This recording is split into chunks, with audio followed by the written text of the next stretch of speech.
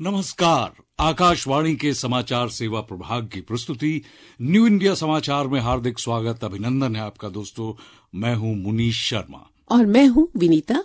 श्रोताओं, इस बार हम आपके साथ अपने 16 से 30 नवंबर के अंक की चर्चा कर रहे हैं।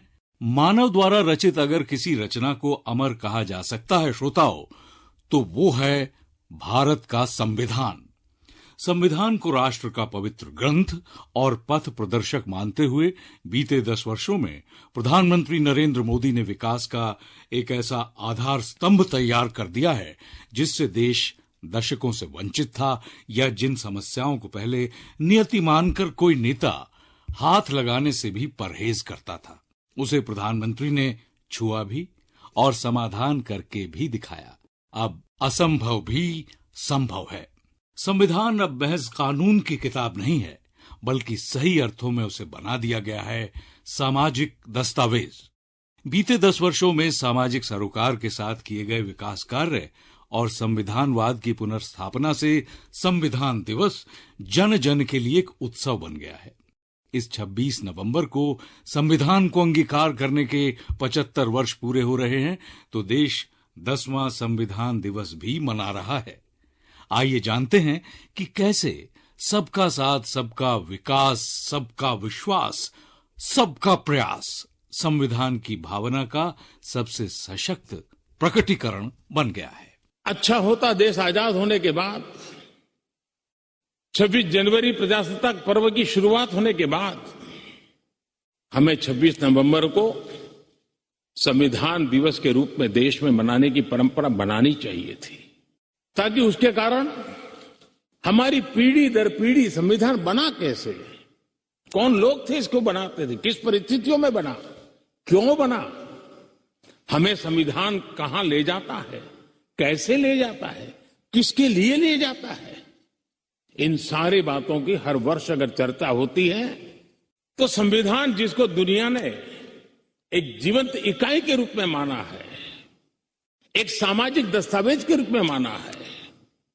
विविधता भरे देश के लिए ये एक बहुत बड़ी ताकत के रूप में पीढ़ी दर पीढ़ी अवसर के रूप में काम आता, लेकिन कुछ लोग इसे चूक गए। हर नागरिक का आत्मसम्मान और आत्मविश्वास बढ़े, ये संविधान की भी अपेक्षा है और केंद्र सरकार ने निरंतर इस दिशा में काम किया है। संविधान के उद्देश्यों को पूरा करने में बीते कुछ वर्षों में अभूतपूर्व प्रयास हुए हैं। सभी के लिए समान विकास और रोजगार के अवसर उपलब्ध हो रहे हैं। केंद्र सरकार की योजनाओं का देश का हर नागरिक प्रत्यक्ष अप्रत्यक्ष लाभार्थी बन गया है। देश अब प्रत्येक वर्ष 26 नवंबर को संविधान दिवस मनाता है। यही वो तारीख है जब 1949 में देश ने सभी नागरिकों को एक समान अधिकार देने वाले संविधान को अपनाया था। संविधान के मुख्य शिल्पी बाबा साहेब अम्बेडकर ने एक ऐसे भारत का सपना देखा था जहां सबको एक समान अवसर देकर सामाजिक न्याय की स्थापना की जाए। लेकिन ये दुर्भाग्य ही है कि आजादी के बाद लंबे समय तक समानता के सिद्धांत की अनदेखी हुई। लेकिन नरेंद्र मोदी ने अपने शासन की शुरुआत में ही वंचितों को वरीयता का सिद्धांत अपनाया और इस मंत्र को लेकर आगे बढ़ना शुरू किया। इसका परिणाम ये हुआ कि पहली बार कोई सरकार खुद चलकर उन लोगों तक पहुंची जिन्हें कभी भी योजनाओं का लाभ नहीं मिला था। दशकों तक सरकार की तरफ से कोई सुविधा नहीं मिलती थी। अब उनका जीवन बदल रहा है। गरिमामय जीवन स्तर मिलने से लोग भी राष्ट्र के विकास में योगदान दे रहे हैं। ये परिवर्तन नेतृत्व की निष्ठा और नियत से आया है। कार्य संस्कृति में बदलाव से आया है। जबकि नौकरशाही वही है, फाइलें वही हैं और काम करने वाले भी वही हैं और तरीका भी वही है। इस अभूतपूर्व परिणाम की वजह है कि केंद्र सरकार ने गरीब मध्यम वर्ग को प्राथमिकता दी और सारी परिस्थितियां बदलती चली गईं। एक अध्ययन के अनुसार 5 वर्षों में देश के 13 करोड़ से ज्यादा लोग गरीबी से बाहर आए। अगर 10 वर्ष का आकलन करें तो केंद्र सरकार की कल्याणकारी योजनाओं के चलते देश में 25 करोड़ लोग गरीबी रेखा से बाहर आए। ये संख्या कोई साधारण नहीं है। दुनिया के कई देशों की आबादी भी इतनी नहीं है जितने गरीबों को बीते 10 वर्षों में बहुआयामी गरीबी से बाहर निकाला गया है।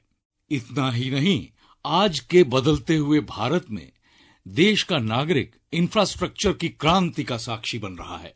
आधुनिक एक्सप्रेसवे हो, आधुनिक रेलवे स्टेशन हो, हवाई अड्डे हो, जलमार्ग हो, देश इन पर लाखों करोड़ रुपए खर्च कर रहा है। जब कोई सरकार इंफ्रास्ट्रक्चर पर इतनी बड़ी धनराशि खर्च करती है तो स्वाभाविक है कि इसके कारण रोजगार के भी लाखों नए अवसर सृजित होते हैं।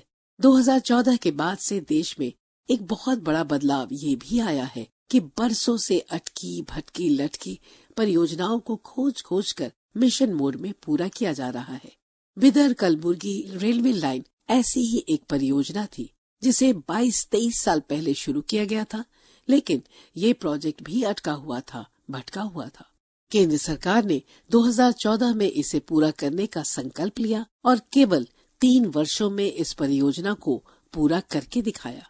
सिक्किम के पाक्योंग हवाई अड्डे की परिकल्पना भी 2008 में की गई थी, लेकिन 2014 तक ये केवल कागजों पर ही बनता रहा। वर्ष 2014 के बाद इस परियोजना से जुड़ी सभी बाधाओं को दूर करके 2018 तक इसे पूरा भी किया गया। इसी तरह पारादीप रिफाइनरी की भी चर्चा 20-22 साल पहले शुरू की गई थी, लेकिन 2014 के बाद केंद्र सरकार ने इसकी सभी बाधाओं को दूर कर साकार कर दिया। रियल एस्टेट में रेरा कानून की वजह से पारदर्शिता लाकर मध्यम वर्ग को राहत दी गई। भारत सरकार की नीति और निर्णयों ने आज देश की अर्थव्यवस्था को नई ऊंचाई पर पहुंचा दिया है। बड़ी बड़ी संस्थाएं भारत के विकास दर को लेकर बहुत सकारात्मक है। भारत दुनिया का सबसे बड़ा लोकतंत्र ही नहीं है, इसे लोकतंत्र की जननी भी कहा जाता है। भारत के 5000 वर्ष पुराने ग्रंथ वेदों में भी सभा और समितियों की बात कही गई है। भारत की संसदीय परंपराओं पर देशवासियों के अटूट विश्वास की एक और बड़ी वजह है उसकी विविधता, विशालता और जीवंतता। हर आस्था के लोग, सैकड़ों तरह के खानपान, तरह तरह के रहन सहन और सैकड़ों भाषाएं भारत की पहचान है।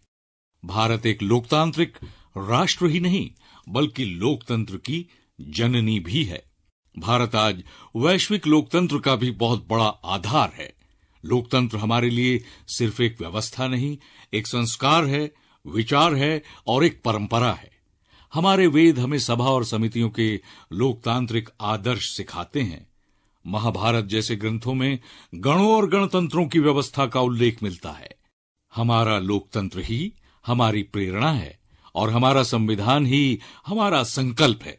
इस प्रेरणा, इस संकल्प की सबसे श्रेष्ठ प्रतिनिधि अगर कोई है तो वो है हमारी संसद।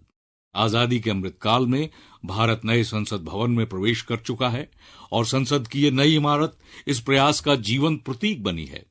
भारत अपने प्राचीन आदर्शों और संविधान की भावना को लगातार मजबूत कर रहा है। जन केंद्रित नीतियों की ताकत से आज देश और देश के गरीब और महिलाएं सशक्तिकरण को महसूस कर रहे हैं।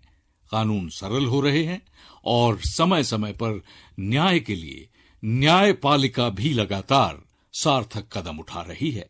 केंद्र की वर्तमान सरकार ने शासन प्रणाली को पारदर्शिता, जवाबदेही और दक्षता के सिद्धांतों पर आगे बढ़ाया है। सरकार ने पहले दिन ही ये स्पष्ट किया था कि सुशासन का उद्देश्य केवल नीतियों का उचित कार्यान्वयन करना ही नहीं बल्कि ये भी सुनिश्चित करना है ताकि सभी नागरिकों को समान अवसर और संसाधन प्राप्त हो। इस दिशा में केंद्र की सरकार बड़े ही प्रभावी ढंग से नीतियों को लागू करके संविधान के उद्देश्यों की पूर्ति कर रही है। 1 नेशन 1 राशन कार्ड से एक स्थान से दूसरे स्थान जाने वाले नागरिकों को नया राशन कार्ड बनाने के चक्करों से मुक्ति मिली है। पहली बार देश में एक ही राशन कार्ड से कहीं भी अनाज लेना संभव हुआ। 9 अगस्त 2024 को इस योजना की सफलता के 5 वर्ष पूरे हुए। इसी तरह एक देश एक गैस ग्रिड का उद्देश्य हर घर में एलपीजी और वाहनों के लिए सीएनजी उपलब्ध कराना है। इससे उन हिस्सों की निर्बाध गैस कनेक्टिविटी सुनिश्चित हो रही है जहां गैस आधारित जीवन और अर्थव्यवस्था पहले सपना हुआ करता था। देश भर में खुदरा खरीदारी और अन्य खरीदारी के अलावा विभिन्न महानगर, और अन्य परिवहन प्रणालियों के माध्यम से निर्बाध यात्रा करने में सहायता देने के लिए राष्ट्र कॉमन मोबिलिटी कार्ड विकसित किया गया। उच्चतर शिक्षण संस्थाओं के लिए प्रवेश परीक्षाएं आयोजित करने के लिए राष्ट्रीय परीक्षा एजेंसी NTA का गठन किया गया। संविधान की मूल भावना को ध्यान में रखकर ही प्रधानमंत्री मोदी ने 31 अक्टूबर 2015 को सरदार वल्लभ भाई पटेल की 140वीं जयंती के अवसर पर एक भारत श्रेष्ठ भारत पहल की घोषणा की थी। इससे विभिन्न राज्य और केंद्र शासित प्रदेशों की संस्कृति, परंपरा और प्रथाओं के ज्ञान से राज्यों के बीच बेहतर समझ और जुड़ाव पैदा होगा, जिससे भारत की एकता और अखंडता मजबूत होगी। वहीं प्रधानमंत्री गरीब कल्याण अन्न योजना के तहत हर महीने 80 करोड़ से अधिक लाभार्थियों को निःशुल्क खाद्यान्न के लिए खाद्य सुरक्षा की व्यवस्था भी की गई है। पात्रता के अनुसार हर महीने हर परिवार को 35 किलोग्राम अनाज उपलब्ध कराया जा रहा है। जल जीवन मिशन के तहत हर घर में नल से जल पहुंचाने की शुरुआत 15 अगस्त 2019 को ही कर दी गई थी। इस मिशन के तहत 15 करोड़ ग्रामीण परिवारों के लिए नल से जल उपलब्ध कराना है और ऐसी ही बहुत सी योजनाएं संविधान की मूल भावना को ध्यान में रखकर वर्तमान सरकार सफलतापूर्वक चला रही है। निश्चित रूप से भारत का लोकतंत्र और संविधान दुनिया के लिए पथ प्रेरक है और बीते 10 वर्षों में प्रधानमंत्री नरेंद्र मोदी के नेतृत्व वाली केंद्र सरकार ने संविधान के महत्व के बारे में लोगों को परिचित कराने के लिए दर्जनों कदम उठाए हैं। सही अर्थों में प्रधानमंत्री मोदी ने संविधान की केवल बात नहीं की, बल्कि उसके आदर्शों को आत्मसात कर कथनी और करनी दोनों में उसे साकार किया है। उन्होंने संविधान की पुनर्स्थापना कर जन जन को संविधान के प्रति जागरूक कर दिया। अब जब संविधान के स्वीकृत होने के 75 वर्ष पूर्ण हो रहे हैं, देश अपना 10वां संविधान दिवस मना रहा है। देश के 140 करोड़ नागरिकों की भी जिम्मेदारी है कि सामूहिक संकल्प के साथ संविधान की प्राण प्रतिष्ठा के सारथी बने। इसलिए प्रधानमंत्री नरेंद्र मोदी कहते हैं, हमारा संविधान ये सिर्फ अनेक धाराओं का संग्रह नहीं है। हमारा संविधान सहस्त्रों वर्ष की भारत की महान परंपरा, अखंड धारा, उस धारा की आधुनिक अभिव्यक्ति है। और इसलिए हमारे लिए लेटर एंड स्पिरिट में संविधान के प्रति समर्पण, और जब हम इस संवैधानिक व्यवस्था से जनप्रतिनिधि के रूप में ग्राम पंचायत से लेकर के संसद तक जो भी दायित्व निभाते हैं, हमें संविधान के लेटर एंड स्पिरिट को समर्पित भाव से ही हमें अपने आप को हमेशा सज्ज रखना होगा। और जब ये करते हैं तो संविधान की भावनाओं को कहां चोट पहुंच रही है उसको भी हम नजरअंदाज नहीं कर सकते हैं। और इसलिए इस संविधान दिवस को हमें इसलिए भी मनाना चाहिए कि हम जो कुछ भी कर रहे हैं वो संविधान के प्रकाश में सही है कि गलत है, हमारा रास्ता सही है कि गलत है। हर वर्ष संविधान दिवस बना करके हमने अपने आप को मूल्यांकन करना चाहिए। श्रोताओं, समय की बाध्यता को ध्यान में रखते हुए आज बस इतना ही। अपनी सावरण कथा पर इस चर्चा को हम अगले सप्ताह भी रखेंगे जारी। आप हमारी इस पाक्षिक पत्रिका को देख सकते हैं हमारी वेबसाइट पर, जिसका पता है newindiasamaachar.pib.gov.in, जहां आप सभी समाचारों को विस्तार से पढ़ भी सकते हैं और अगर चाहें तो डाउनलोड भी कर सकते हैं। डिजिटल और प्रिंट में ये पत्रिका देश ही नहीं विदेशों में भी अपनी एक अलग पहचान बना चुकी है। इसका एक्स हैंडल है NIS@PIB India। इसके अलावा आप हमें रिस्पॉन्स NIS@PIB.gov.in पर ईमेल के जरिए अपने सुझाव भी भेज सकते हैं। हमें रहता है आपके सुझावों का हमेशा इंतजार। दीजिए हमें तब तक के लिए आज्ञा। मैं हूं मुनीश शर्मा और मैं विनीता। धन्यवाद।